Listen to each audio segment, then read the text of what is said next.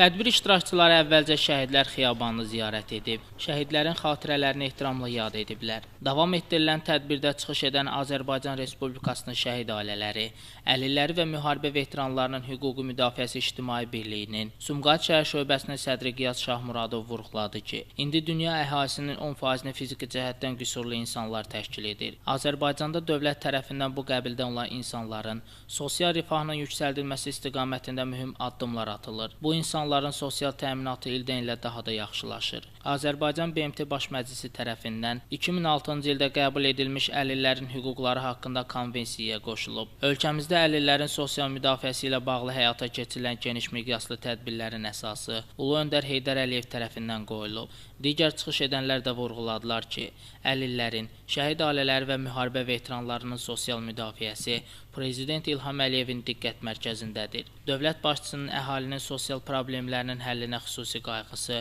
əlillərin də həyat şəraitinin yaxşılaşmasına, onların ictimai hüquqlarının bərpasına şərait yaradıb. Çıxışlarda həmçinin o da vurğulandı ki, Azərbaycan günü-gündən inkişaf edir və ölkənin iqtisadi vəziyyətinin yüksəlməsi, özünü bu qəbildən olan insanların həyat və məişətinin yaxşılaşdırılması sahəsində də özünü qabarıq göstərir.